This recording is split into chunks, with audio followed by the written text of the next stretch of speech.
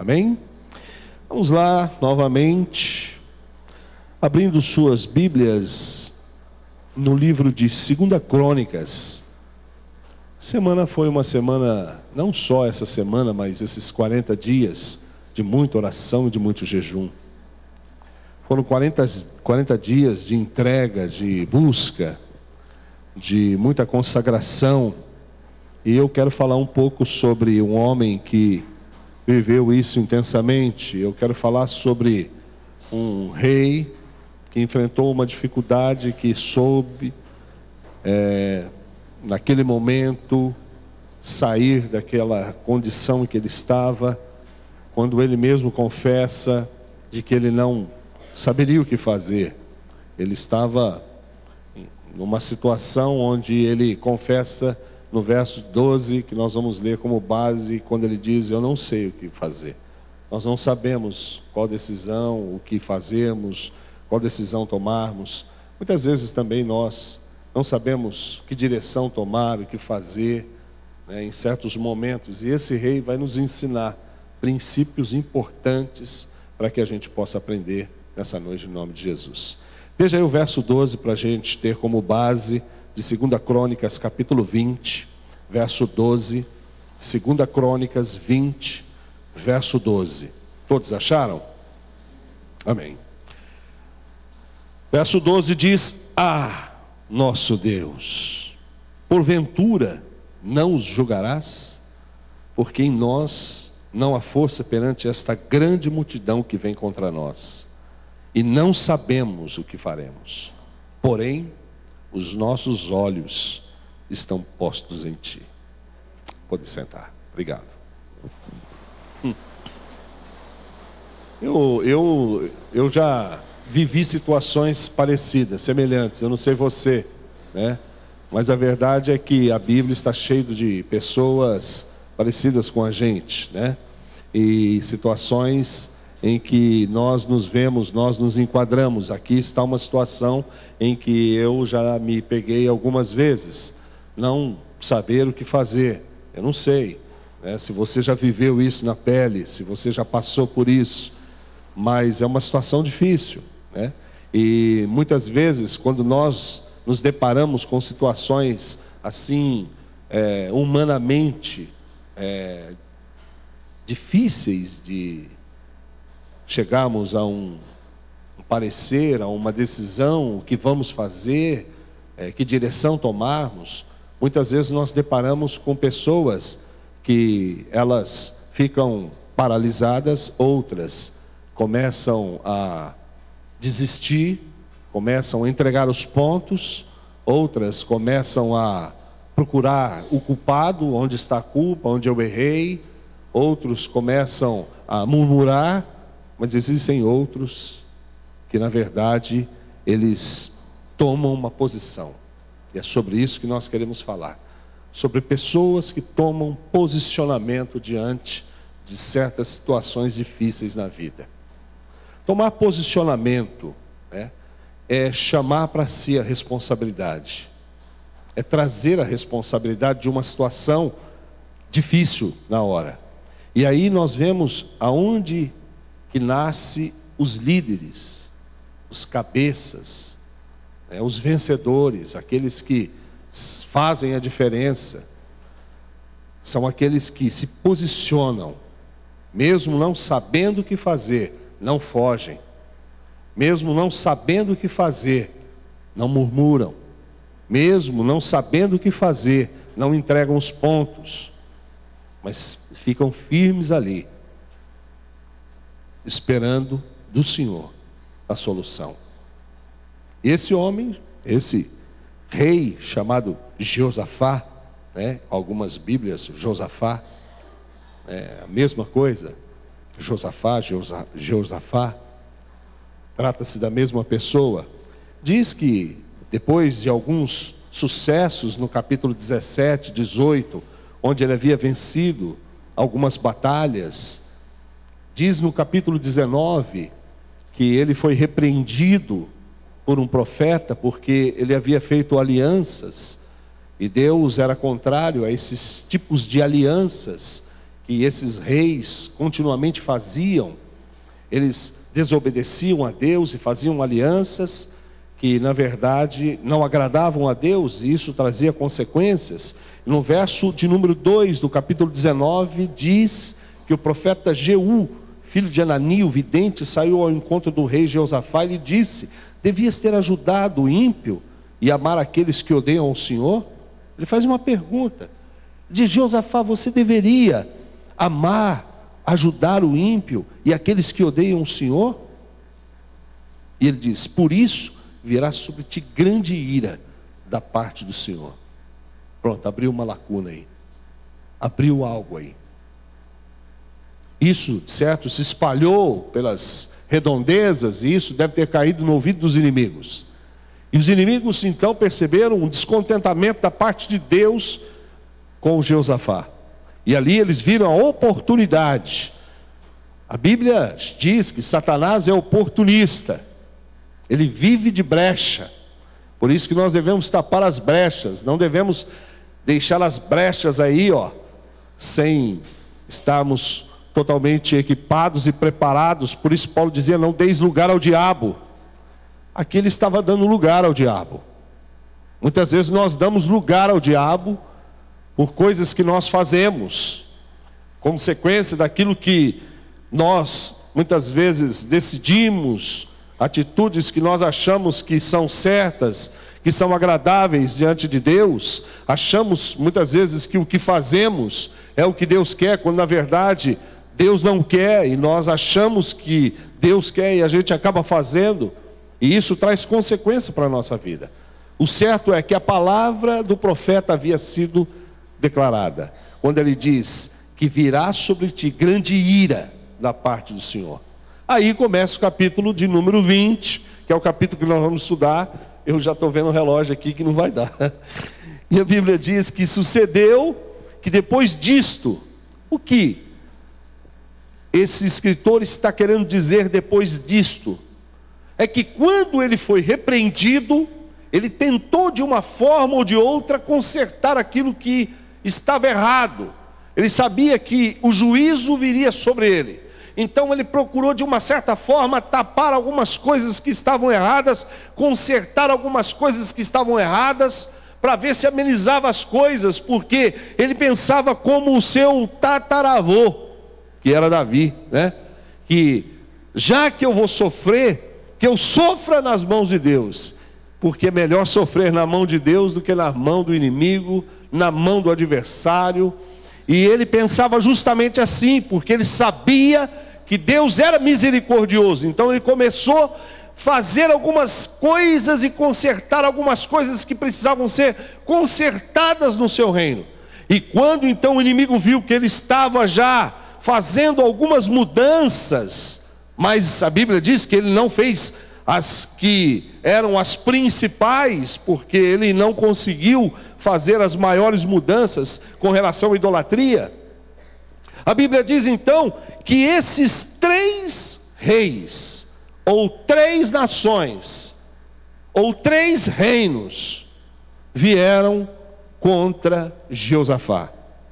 O texto diz que veio os filhos de Moabe, os filhos de Amon, e também vieram os amonitas.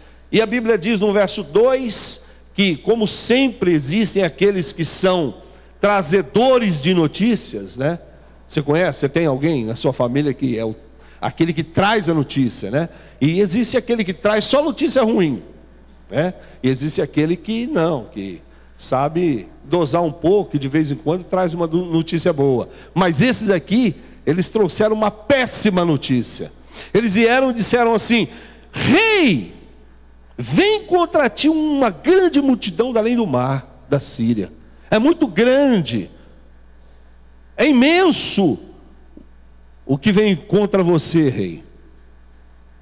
E aí, a Bíblia diz que aqueles que temem ao Senhor, aqueles que servem a Deus, não temem mal notícias. Não temem. O dia da notícia mal. A notícia muitas vezes chega e muitas vezes nós não gostamos daquilo que nós ouvimos. Às vezes é o diagnóstico de um médico, às vezes uma carta que vem, né, dizendo que nós perdemos o nome e que perdemos certas coisas. Isso não é muito bom para a gente. E é justamente nessa hora que nós precisamos ter muito equilíbrio. É justamente aí que o servo de Deus precisa ter total equilíbrio emocional. Ele precisa confiar no Senhor. Ele precisa se posicionar. Não é hora de perder a cabeça. Não é hora de fugir. Não é hora de deixar, de abandonar, de sair. Não, é hora de assumir as responsabilidades. E eu gosto disso em Josafá.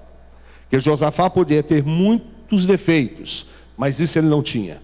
Ele era um homem responsável. E é o que está faltando em nossos dias. Homens responsáveis. Homens que chamam para si a responsabilidade. Homens que não empurram para os outros. Homens que não jogam as responsabilidades nas mulheres. E diz, olha, resolve aí. Que o que mais tem hoje é assim, né?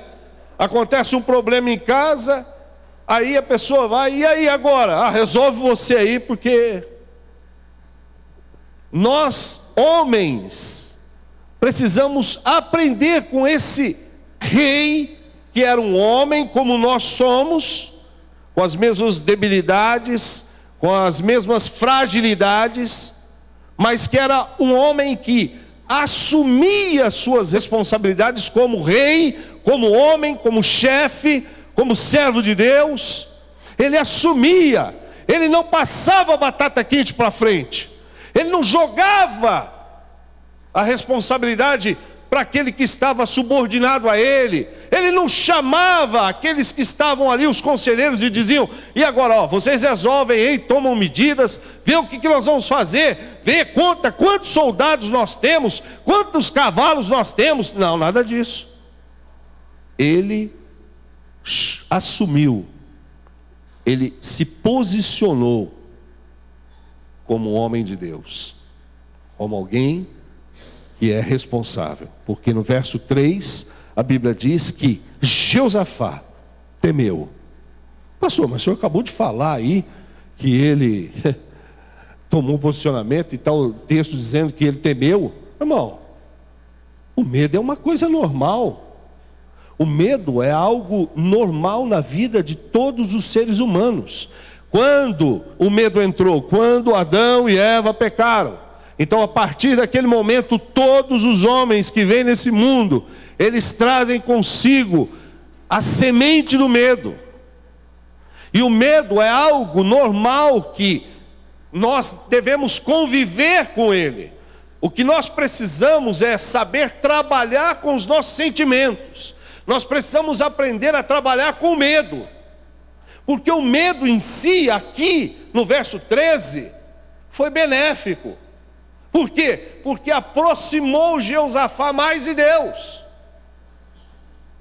Veja o lado bom do medo. O medo fez com que Josafá buscasse no Senhor uma saída, uma resposta, uma solução. Ele não era autoconfiante em si mesmo, porque é algo que a palavra de Deus condena, a autoconfiança. Todo servo de Deus, na verdade, deve tomar posicionamento, sim, mas não confiado em si, acreditando naquilo que ele pode. Olha, eu vou, pode deixar que eu vou resolver isso, pode deixar que é comigo, pode deixar que eu vou tomar a solução, eu vou dar a solução, eu vou trazer a resposta. Não, nada disso. A Bíblia diz que ele temeu, embora se posicionou, mas se posicionou com medo. Por quê? Porque ele sabia que era algo sério. Ele sabia que aquilo que vinha contra ele era algo que realmente vinha como uma permissão de Deus daquilo que Jeú havia falado lá atrás. Que a ira do Senhor, diz o texto, virá com grande parte do Senhor sobre ti. E ele então temeu, porque ele sabia. Irmão, nós precisamos aprender sobre a soberania de Deus, e ele vai falar sobre isso aqui. Eu quero um dia falar só sobre a soberania de Deus, para as pessoas entenderem a soberania de Deus. Quando você conhece e entende a soberania de Deus, você fica mais calmo e tranquilo, confiante. A soberania de Deus está de Gênesis ao Apocalipse. Você vê a soberania de Deus escancarada no livro de Jó. Você vê a soberania de Deus nesses reis, nas batalhas. Você vê a soberania de Deus em todos os textos da palavra de Deus.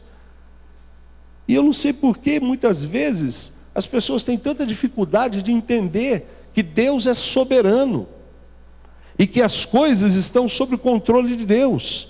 Porque na verdade nós vivemos uma vida, e nós vivemos a vida, e nessa vida que nós vivemos existem dois andares, o andar de baixo e o andar de cima. Às vezes dá a impressão que o andar de baixo é tudo que existe.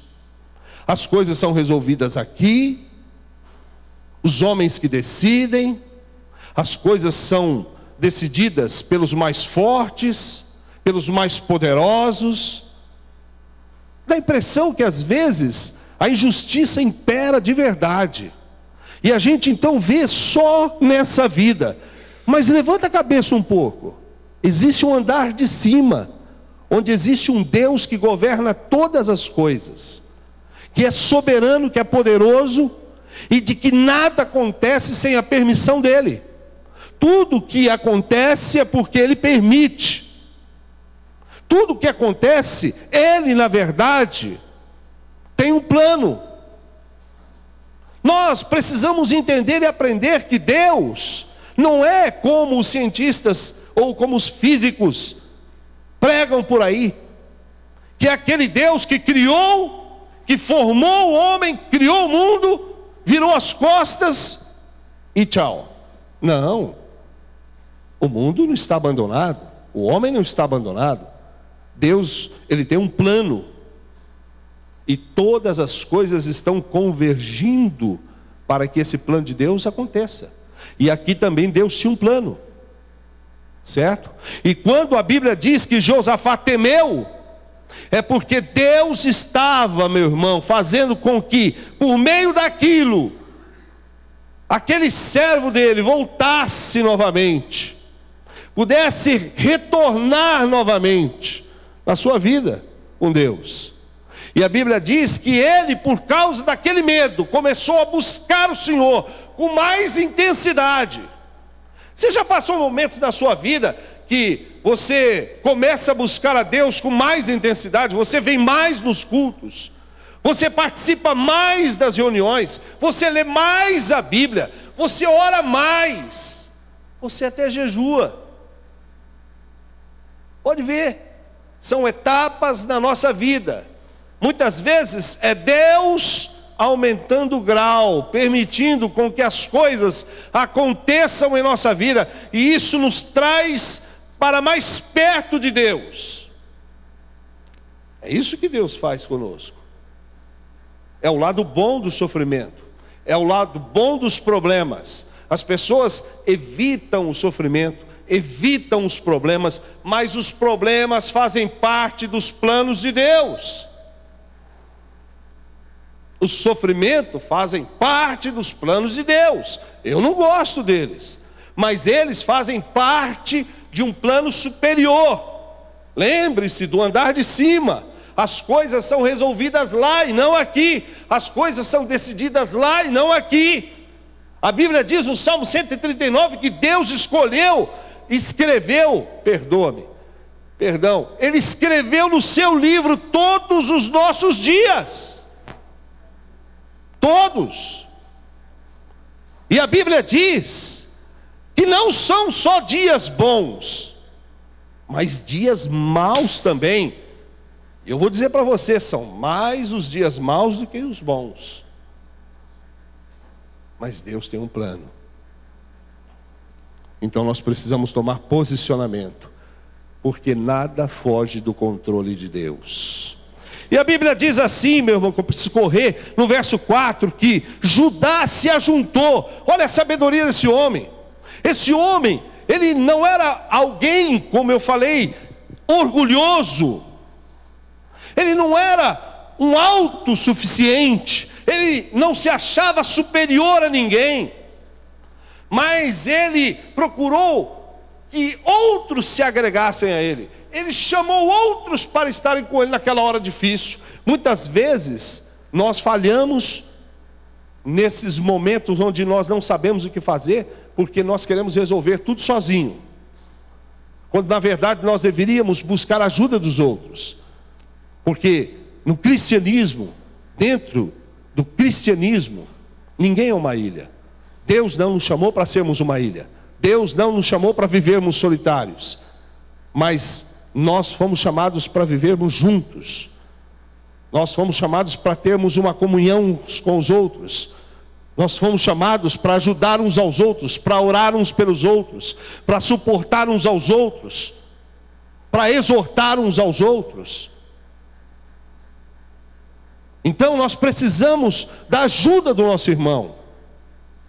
Não vamos achar que nós podemos resolver sozinhos as coisas.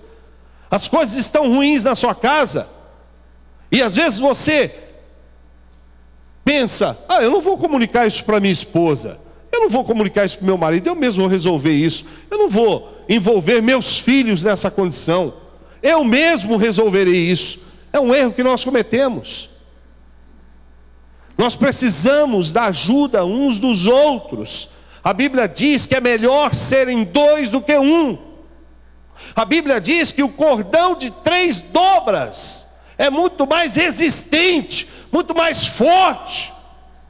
Então eu preciso do meu irmão, eu preciso da sua oração, eu preciso da sua ajuda, do seu apoio, do seu abraço, porque assim nós somos fortes e nós conseguimos vencer. E a Bíblia diz que toda Judá se ajuntou a ele, e toda a cidade resolveu participar juntamente com o rei daquele jejum, daquela oração. E a Bíblia diz no verso 5 que Josafá se posiciona de pé para fazer a sua oração, e ele começa a fazer uma oração, e nessa oração é onde eu falo para vocês que ele começa a falar da soberania de Deus. Ele começa a dizer e destacar que Deus é soberano. E ele diz assim no verso 6: Senhor Deus de nossos pais, porventura não és tu Deus nos céus? Não és tu que dominas sobre todos os reinos das nações? Na tua mão há força e poder, e não há quem te possa resistir. Ele começa engrandecendo a soberania de Deus. O que ele fez aqui, irmão? Algo que eu e você precisamos aprender. Ele foi buscar base para a sua oração. Ele foi buscar base para o seu jejum. Não basta você somente orar, não basta você somente jejuar. Você precisa ancorar as suas orações. Você precisa criar uma plataforma. Você precisa colocar os teus pés sobre algo que é firme, para que você seja sustentado no seu clamor diante de Deus. Não é só abrir a boca, não é só falar um monte de palavras, não. Sustentado no quê? Sobre o que eu tenho orado?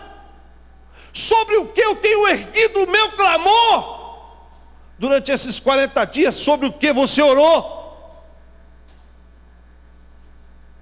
Que plataforma você usou? Existe a palavra de Deus, que é a base de toda a nossa oração. Nós não podemos fazer qualquer oração, não é de qualquer jeito, não é de qualquer forma, de qualquer maneira. As minhas orações devem ser pautadas pela palavra de Deus. As minhas orações devem estar ancoradas nas promessas de Deus, senão não haverá resposta. Veja que esse homem era muito sábio, inteligente. Ele sabia que o caminho para aquilo que ele estava vivendo, enfrentando, era a oração. Muito bem. Ele sabia que as armas que ele possuía naquela hora não seria de valor algum. Muito bem. Ele sabia que ele precisava de recursos espirituais, por isso ele jejua, por isso ele ora, mas só que ele vai além.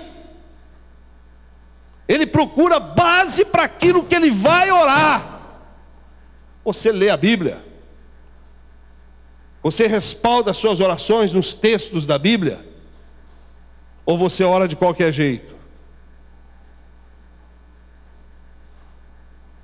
Dizem que existe a oração que tem eficácia, tem a oração poderosa, né? Eu já fui desse tempo aí de achar que deixa para lá. Na verdade, a oração eficaz, a oração poderosa é aquela que é feita aqui, ó, dentro dessa palavra. Sabe por quê? Abre comigo aí. Jeremias capítulo 1.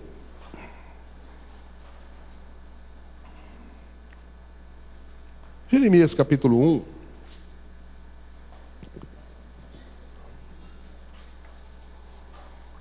Achou Jeremias aí?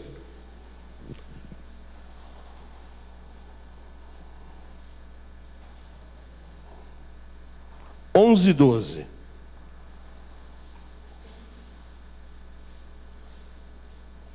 Porque Josafá estava orando, tendo como base, como sustentação, como firmeza a palavra. Porque Jeremias 1,11 diz: ainda veio a minha palavra do Senhor dizendo: que é que vês, Jeremias? Eu disse: vejo uma vara de amendoeira. Você vai dizer, mas o que isso tem a ver, pastor? Espera aí, verso 12. E disse-me o Senhor: viste bem, porque eu velo sobre a minha palavra para cumpri-la. Ele estava certo ou estava errado? Você vai orar na sua palavra? Você vai orar naquilo que você acha que é correto? Às vezes nós queremos ganhar Deus na conversa. Às vezes nós queremos ganhar o Senhor no blá blá blá. E a gente fica blá blá blá blá e blá e blá e blá blá blá blá e fala e fala e fala. Deus não é esse camarada que você acha, não. Deus só entende uma linguagem, essa aqui, ó, é a palavra dele. A vara de amendoeira era, na verdade, a primeira a florescer. Com rapidez ela florescia. Quando chegava a estação das árvores frutificarem, apresentarem flores, a amendoeira, ela corria antes das outras. E antes que as outras pudessem soltar folhas e flores, a amendoeira já estava, ó, na frente de todas. O Senhor diz: está vendo a amendoeira? Assim é a minha palavra, eu velo por ela, pelo cumprimento da minha palavra. Então ele estava certo quando ele estava orando, firmado na palavra do Senhor, firmado naquilo que a palavra de Deus dizia. Ele pautou a sua oração, ele firmou a sua oração, ele criou como base ali da oração a palavra do Senhor. Por quê? Porque a Bíblia diz que o trono de Deus está no lugar altíssimo, mas Salmo 119 diz que a palavra do Senhor está acima. Acima. Jesus disse: passarão os céus e a terra, mas as minhas palavras não hão de passar. E a palavra do Senhor diz no verso 10 que ele continua a oração, e no verso 10 ele faz uma declaração impressionante. Ele se vê injustiçado. Quantas vezes você já se viu injustiçado? Quantas vezes eu já me vi, já me ponhei numa situação de injustiça? E também eles aqui estavam achando que tudo aquilo era uma injustiça, que estava acontecendo. No verso 10 ele explica, dizendo: agora pois, eis que os filhos de Amon, de Moabe e os das montanhas de Seir, pelos quais o Senhor não permitiu passar. Foi o Senhor que não permitiu passar por aqueles lugares, porque a gente ia passar e ia matar todos eles, como nós fizemos com as outras nações que estavam no nosso caminho. Mas o Senhor disse para nós não passarmos por eles, que era para deixar eles. E a Bíblia diz que quando vinham da terra do Egito, mas deles se desviaram e não os destruímos. Aí o verso 11 diz: eis que nos dão o pago, vindo para lançar-nos fora da tua herança, que nos fizestes herdar. Sabe, irmão, a justiça de Deus, a justiça de Deus é o refúgio para os injustiçados. Fazem injustiça a você? Cometem injustiça com você? Olha para a justiça de Deus. Não confie na justiça dos homens. Não espere nada dos homens. O que nós podemos esperar dos homens? Nada. A justiça dos homens são falhas, elas não são firmes, mas a justiça de Deus, ela é certa. Ela é verdadeira, é confiável, e nós podemos confiar na justiça de Deus. Nós podemos fazer da justiça de Deus o nosso refúgio. E era isso que ele estava fazendo, porque no verso de número 12, ele diz: porventura, Senhor nosso Deus, o Senhor não julgarás? Ou seja, será que a tua justiça também falhará? Não, a justiça de Deus não falha. A justiça de Deus, ela muitas vezes pode ser lenta, mas quando ela acontece, ela é implacável. Ela chega destruindo, ela chega acontecendo, ela chega de uma forma implacável sobre qualquer um. Então pode confiar em Deus, pode descansar no Senhor, pode acreditar nele, pode se fiar nele, pode esperar nele. Ele não é como os homens. Ele está vendo aquilo que estão fazendo a você. O Senhor sabe, e dele virá, meu irmão, a justiça. O Senhor fará justiça. A Bíblia diz que o Senhor faz justiça pelos órfãos, pelas viúvas. Quem são os órfãos? Quem são as viúvas? Os esquecidos. Mas a Bíblia diz que o Senhor faz justiça por eles. Se Deus faz justiça pelos órfãos, se Deus faz justiça pelas viúvas, quanto mais a nós, que somos seus servos, que somos seus filhos, podemos descansar no Senhor. E ele continua na sua oração, no verso 13, ele diz: e toda Judá estava de pé perante o Senhor. E a Bíblia diz no verso de número 15, que o profeta recebe de Deus uma revelação.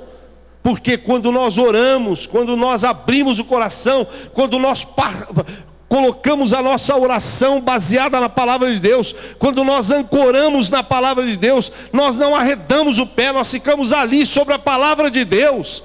A Bíblia diz que toda Judá estava ali de pé, diante de Deus, como mendigos, esperando do Senhor algo, esperando algo de Deus. Como você tem se posicionado quando você ora?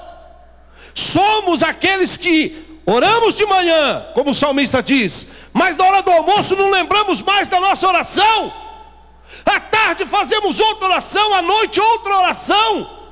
Não somos consistentes naquilo que nós oramos, não somos consistentes naquilo que nós pedimos.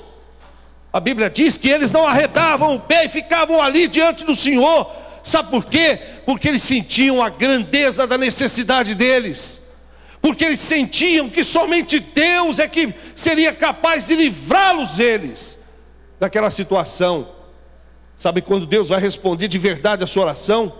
Quando você manifestar isso, quando você deixar transparecer que você é um mendigo diante de Deus, que você precisa da graça dEle, que você não pode sair da presença dEle sem ser abençoado. Por isso Bartimeu foi tão abençoado por Cristo. Ele não tinha vergonha da miséria dele. Ele clamava: Jesus, tem misericórdia de mim, tem compaixão de mim. Às vezes temos vergonha de nossa miséria e largamos o nosso lugar de oração porque não gostamos de nos humilhar. Mas eu vou dizer uma coisa para você: escreve aí. Escreve aí para você nunca mais esquecer. Escreve na sua Bíblia mesmo, na capa. Você sabe por que Deus determinou a oração? Eu aprendi isso. Sabe por quê? Para te humilhar, para me humilhar. A oração nos humilha. Nada humilha mais o homem do que a oração. Nada humilha mais o homem do que a oração. Nós não gostamos disso. Não gostamos de ficar suplicando. Não gostamos de ficar pedindo. Porque a oração mostra a nossa miséria. A oração mostra que nós somos mendigos, pobres, miseráveis. Por isso que talvez a oração é o exercício menos praticado entre os cristãos, né? Eu estou falando de oração, não de conversinha, né? Oração mesmo. É ficar diante de Deus. É suplicar diante de Deus. É clamar diante de Deus. Você já viu o mendigo como ele pede?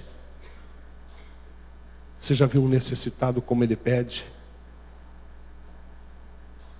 Como você tem pedido? Como nós temos pedido ao Senhor? Eles não arredaram o pé, eles ficaram ali. E quando Deus vê a nossa insistência, quando Deus vê que nós ficamos diante dele, a Bíblia diz que ele responde. Não há uma oração que Deus não responde. Todas as orações Deus responde. Todas. Às vezes não é aquilo que eu quero ouvir, mas ele responde. Ele responde todas as nossas orações. E a palavra do Senhor diz que a resposta veio da parte de Deus. E a resposta veio tão clara como no verso de número 3, quando diz que Jeosafá teve medo. E quando o Senhor falou, a primeira coisa que Deus disse é: não temais. Que coisa incrível. O medo serviu para aproximá-lo de Deus, mas agora o medo não poderia mais continuar, porque aquele medo poderia afastá-los de Deus. Veja que esse negócio de medo é um problema muito sério, é uma linha muito tênue, que nós precisamos ter um equilíbrio muito grande. O mesmo medo que aproximou agora é repreendido por Deus, dizendo: não temas, porque aquilo poderia afastá-los do Senhor. Serviu até aquela hora, mas a partir daquele momento já não poderia mais servir. O medo, ele tem um lado muito importante, mas chega uma hora que ele deve ser arrancado, substituído. Chega uma hora que nós temos que pegar o medo que nós temos, jogá-lo de lado e colocar a nossa confiança plena no Senhor. Plena em Deus. Deus disse: não temais. Por que não temais? Porque o medo é um problema muito sério. O medo muitas vezes impede, porque o medo é associado à incredulidade. O medo abre uma porta enorme para a incredulidade. Quando nós ficamos com medo, somos dominados pelo medo, nós passamos então a não acreditar. Nós começamos a duvidar, nós começamos a achar que não vai dar certo, nós começamos a colocar na cabeça que é o fim, que não tem jeito. Por quê? Porque o medo, ele é apavorante, ele é dominador, ele é paralisante. Então, se você começar a deixar o medo crescer, ele vai paralisar você. Então o Senhor disse: não temais, chega. Chega. A Bíblia diz que no verso 17 o Senhor então fala: porque nesta batalha, qual? É importante você entender. O Senhor disse: nesta batalha. O que nós estamos vendo aqui é um caso que aconteceu e que não houve outro igual. Existem na Bíblia casos que não se repetem. Não é uma forma que Deus sempre vai seguir. Não há um receituário que Deus segue todas as vezes. Deus não segue receituário. Deus é livre, Ele age, Ele opera, Ele faz como Ele quer, da forma que Ele acha melhor. Não existe algo que Deus vai cumprir justamente como está determinado, como está escrito. A Bíblia diz nesta batalha, porque na outra do capítulo 18, eles tiveram que lutar. Na 17, no capítulo 17, eles tiveram que lutar, tiveram que pegar as armas, tiveram que enfrentar os soldados, tiveram que dar de si, empunhar suas forças, colocar suas habilidades, mas o Senhor disse, nesta não. Nós precisamos ter, meu irmão, discernimento, para entender quando Deus está agindo, de que forma Deus está agindo, como Ele tem atuado. Nós precisamos entender que Deus é Deus de variações. Ele varia, Ele muda o seu jeito, Ele muda a sua forma de agir, Ele muda o seu jeito de tratar com o seu povo. E nós precisamos da direção, da sensibilidade, precisamos estar em sintonia com o Espírito de Deus. Por isso que nós precisamos conhecer a palavra de Deus, porque quando eu conheço a palavra de Deus, eu conheço esse Deus que age na minha vida. Se você não conhece a Bíblia, você não conhece a Deus. Se você não lê a Bíblia todos os dias, se você não estuda a Bíblia todos os dias, você não sabe como Deus age, você não sabe como Deus opera. Por isso que tem um monte de crente que acha que é Deus e não é Deus coisa nenhuma. Por isso que é um bando de crentes que acha que é Deus que está fazendo aquilo, quando na verdade é Ele mesmo, ou se não é o espírito maligno, mas não é Deus. Bom, eu preciso saber como Deus age, eu preciso saber como Deus opera, eu preciso conhecer as maneiras e os jeitos de Deus. O apóstolo João diz que nós devemos discernir os espíritos, porque nem todos são de Deus, nem tudo que opera é de Deus, nem tudo que é milagre é de Deus, nem tudo que nós vemos é de Deus. Então vamos abrir os nossos olhos, vamos ser sensíveis à voz do Espírito, vamos conhecer esse Deus, vamos procurar conhecer a palavra dEle, para entender como Ele é, conhecer os atributos dEle, a forma dEle fazer, dEle agir.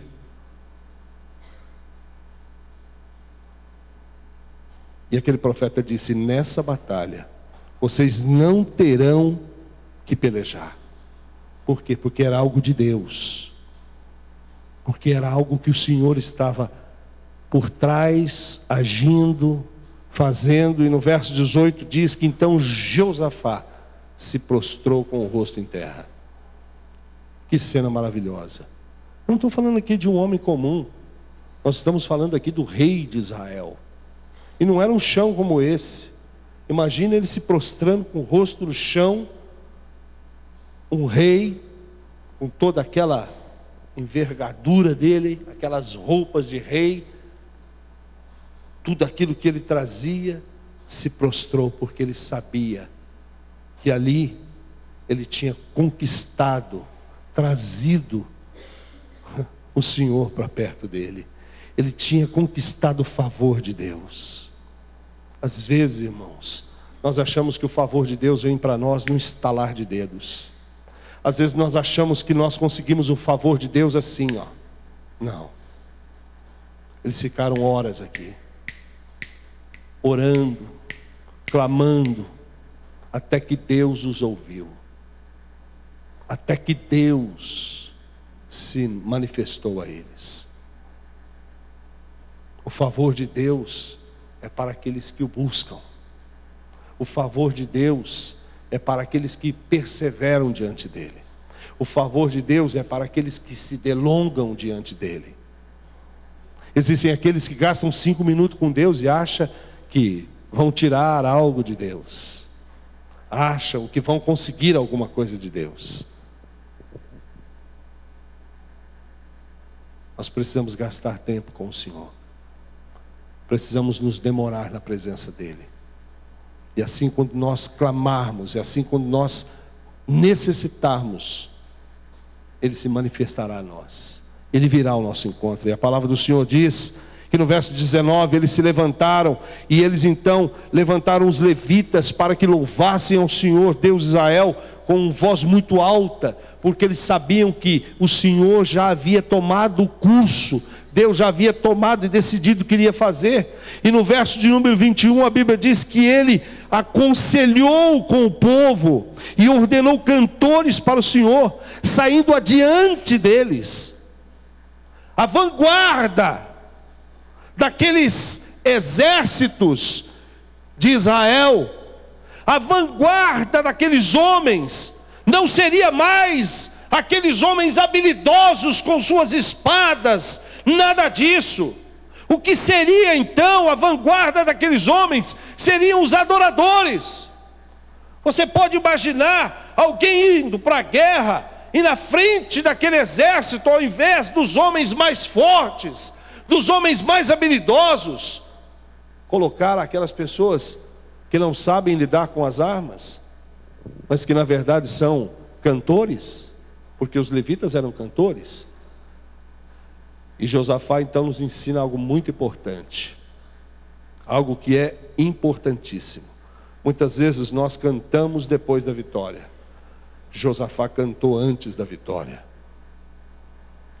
Uma coisa que é muito importante nós aprendermos, que nós precisamos entender, irmão, que o medo que nós temos deve ser trocado pela adoração, pelo louvor ao Senhor. Eu preciso trocar, eu preciso tirar o medo do meu coração, e no lugar do medo eu preciso cantar uma canção de adoração, de louvor, que expressa a minha confiança no Senhor.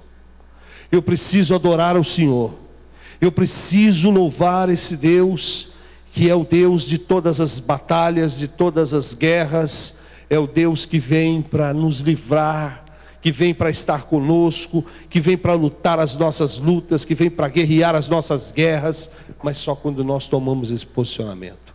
Eu não posso esperar para que algo aconteça, eu tenho que antecipar. O louvor antecipou a vitória, o louvor antecipou aquilo que Deus iria fazer. O louvor, a adoração deles trouxe na verdade a vitória antes que ela mesma acontecesse. Não espere para que algo aconteça para que você adore o Senhor. Adore ao Senhor antes. Não use o louvor como algo para que seja usado após a sua conquista, mas use o louvor como uma arma de vitória contra o seu adversário, contra o seu problema, contra as suas dificuldades. Louve antes. Faça como os passarinhos que acordam bem cedo e ainda eles nem se alimentaram, eles já estão louvando. Vamos aprender com os pássaros que louvam antes mesmo de terem o suprimento. Como é que eles fazem isso? Eles confiam no Senhor. O meu canto não deve ser um canto de resultado daquilo que Deus vai fazer, mas o meu canto deve ser, na verdade, a consequência. Muito mais do que a consequência, deve ser a impulsão da vitória que Deus fará na minha vida. Deve ser o carro que me conduzirá em triunfo na minha vitória. É assim que nós devemos fazer. Nós devemos usar o louvor não só como algo a ser usado depois das batalhas, mas algo que nos leva ao triunfo, que nos conduz ao triunfo. E a palavra do Senhor diz que eles então, cantando, começaram a louvar ao Senhor, dizendo: bendito seja o Senhor, porque a sua benignidade dura para sempre. E a Bíblia diz que quando eles começaram a cantar, Deus colocou emboscadas, e a Bíblia diz, você conhece a história, que um exército entrou em conflito com o outro, e eles mesmos se destruíram. Eles se destruíram entre si mesmos. E a Bíblia diz que depois que isso tudo aconteceu, aí que é uma coisa muito importante, a Bíblia diz que eles não cessaram de louvar. O seu louvor cessa aonde? Até onde vai o seu canto? Até onde vai a sua adoração? Eles continuaram louvando. A Bíblia diz que eles colocaram um nome naquele lugar de Beracá, lugar de louvor, lugar de adoração. O que na nossa vida tem sido um lugar de adoração? O que na minha vida tem sido um lugar de adoração? A minha casa tem sido um lugar de adoração? Deus tem recebido adoração na minha casa? Aonde eu tenho adorado ao Senhor? Veja que eles não estavam no templo. Nós vamos acompanhar eles até o templo. E a outra coisa que eu quero falar com vocês: nós não devemos somente adorar ao Senhor no templo, mas em todo o tempo, em todo lugar. Por quê? Porque Deus não está restrito entre essas paredes. Então o louvor deve também acontecer lá fora, em todo o tempo. E não deve ser algo de uma hora, como eu tenho dito aqui. Às vezes, quando eu abro os cultos de domingo, eu tenho dito que adoração não é canções, adoração não são músicas que nós apresentamos numa etapa de meia hora, 45 minutos, mas adoração, louvor é um estilo de vida. Nós precisamos entender que Deus nos vestiu com vestes de louvor. Tá, eles estavam louvando aqui porque Deus havia dado a eles a vitória, mas e se eles tivessem perdido a batalha? Mas se eles tivessem perdido aquela guerra, como eles estariam? O meu louvor não deve ser baseado somente nas conquistas que eu tenho, que eu obtenho. Deve ser muito mais que isso. Deve ser acompanhado de sacrifícios, como diz a palavra do Senhor. Quem faz sacrifícios de louvor? Eu conheci um só, dois, em toda a história: Paulo e Silas e Jó. Fizeram sacrifícios de louvor. Porque Jó perdeu tudo, perdeu os filhos, mas a Bíblia diz que ele adorou ao Senhor. Paulo e Silas, depois de apanharem, a Bíblia diz que eles mesmo assim louvavam a Deus. Que coisa magnífica, que coisa extraordinária. O louvor deve estar em nós, a adoração deve estar presente em nossas vidas, a adoração deve fazer parte, deve ser o estilo nosso. Nós devemos ser hinários ambulantes, devemos ser harpas ambulantes, devemos ser, meu irmão, pessoas que vivem cantando, adorando ao Senhor. Devemos ser conhecidos pela nossa alegria, por aquilo que Deus tem feito em nós, por aquilo que Deus tem realizado nas nossas vidas. E Ele não só realiza coisas boas, como eu disse, mas muitas vezes Ele permite coisas que nós não gostamos, mas isso jamais deve tirar a minha alegria, isso jamais deve roubar de você a sua adoração, o seu louvor. Nós devemos adorar o Senhor em todo tempo, em todo instante. Por isso que está difícil gente hoje se converter. Por quê? Porque os crentes são mal-humorados, são tristes. Não tem crente alegre. Ninguém canta mais, ninguém louva mais, louva-se só na igreja, louva somente nos cultos.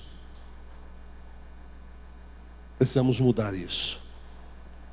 Precisamos viver de uma forma diferente. A Bíblia diz que eles então, depois de louvarem o dia todo, ficaram ali louvando a Deus. A Bíblia diz no verso 27 que eles foram para Jerusalém louvando a Deus. Não paravam. Por que Jerusalém? Porque Jerusalém é o lugar da adoração. Porque Jerusalém era o lugar onde estava a igreja, o templo. É aí que nós vamos chegar. E eles foram caminhando para Jerusalém, adorando a Deus com alegria, porque Deus tinha realizado coisas maravilhosas. E a Bíblia diz que no verso 28, eles vieram a Jerusalém com saltérios, com harpas, com trombetas para a casa do Senhor.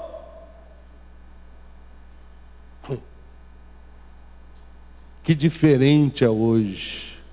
Chegamos para a igreja trazendo problemas. Chegamos na igreja hoje trazendo fardos. Onde está aquilo que os Salmos diz, que o meu povo comparecerá diante de mim no dia do chamamento voluntariamente com ações de alegria? Onde está aquele povo que diz: alegrei-me quando me disseram vamos à casa do Senhor? Onde está aquele povo que a palavra diz servir ao Senhor com alegria? Apresentai-vos diante dele com cânticos. Nós chegamos na igreja arrebentados. Chegamos na igreja, irmão, olha, você sabe por que Deus criou a igreja? Nós precisamos entender. Deus não criou a igreja para fazer a igreja o lugar de nós aliviarmos os nossos fardos. Não, nada disso. Nada disso. A igreja não foi criada senão para que eu e você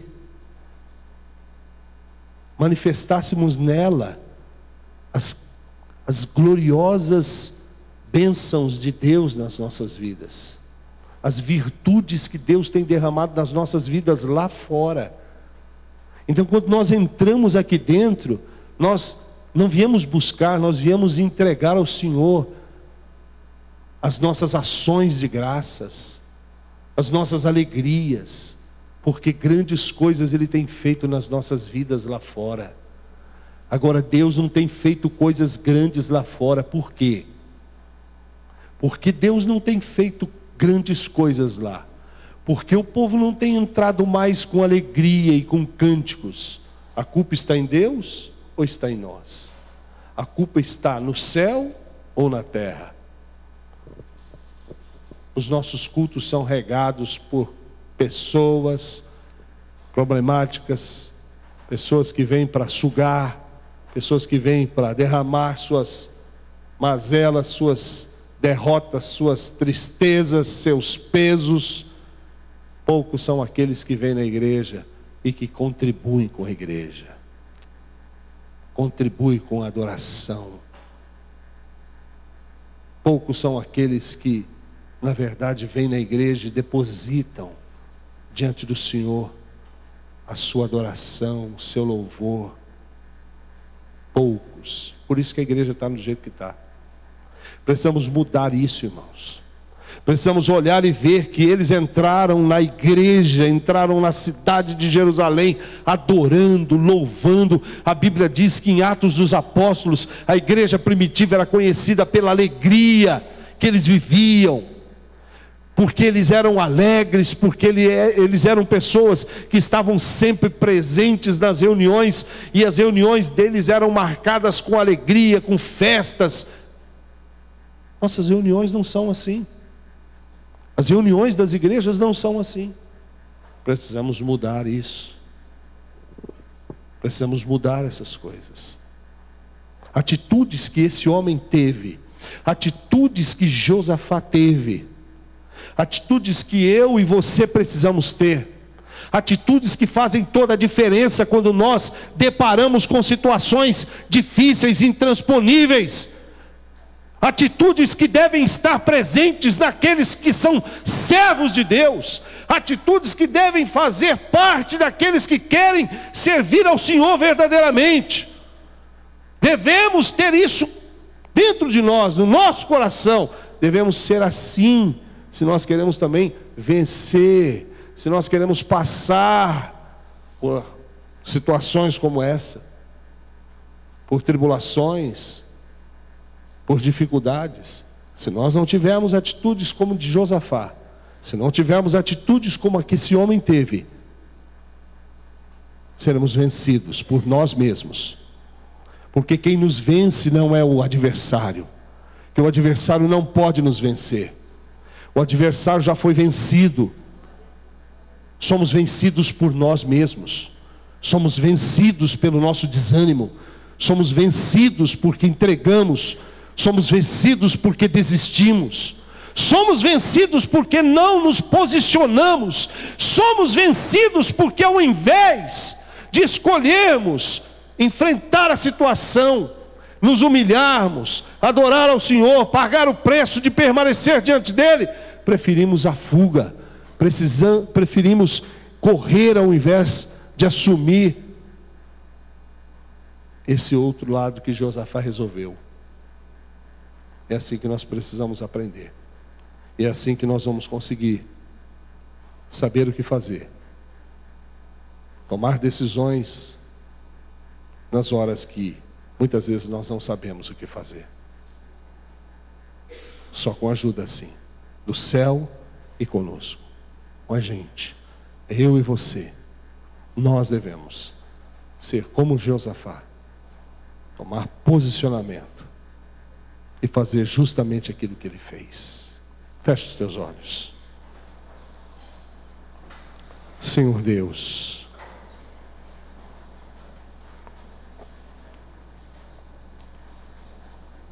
muitas vezes, Senhor, perdemos porque preferimos, Senhor,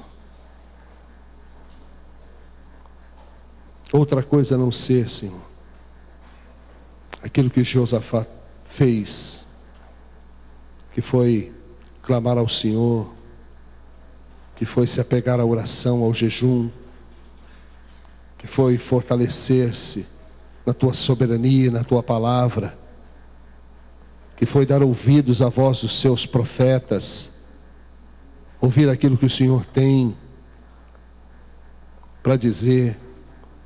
Muitas vezes perdemos porque não ouvimos o que o Senhor tem. Preferimos ouvir a voz do nosso coração, preferimos ouvir a voz da nossa consciência, e assim falhamos. Perdemos porque não temos aquilo que Josafá teve, a persistência de permanecermos na tua presença, de ficarmos diante do Senhor como miseráveis. Não gostamos disso, Senhor, mas nós precisamos entender que aqueles que se humilham são exaltados. Ajuda-nos, Senhor. Eu sei que há pessoas aqui que estão não na situação de Josafá, mas estão enfrentando também suas pelejas, talvez na proporção bem menor do que a de Josafá. Talvez um problema na empresa, na casa, um problema consigo mesmo, na família, com o filho. Senhor, como nós aprendemos essa noite, que os nossos olhos estejam voltados para Ti. Ensina-nos a olhar, Senhor, além das circunstâncias. Ensina-nos a olhar, Senhor, não só para esse andar inferior, mas para o andar superior. E confiarmos no Senhor, no Deus soberano, no Deus que rege todas as coisas, no Deus que coordena todas as coisas. E ajuda-nos, Pai, a confiarmos de que todas as coisas concorrem para o bem daqueles que amam ao Senhor. Tu és soberano, Senhor, e nada, absolutamente nada foge do Teu controle. Nós nos humilhamos diante do Senhor, suplicamos, Senhor, Que a Tua palavra venha exercer em nós mudanças. Que a Tua palavra venha exercer em nós transformações. Que possamos aprender, Senhor, em nome de Jesus, a sermos vitoriosos, a sermos vencedores, para a Tua glória, no nome de Jesus.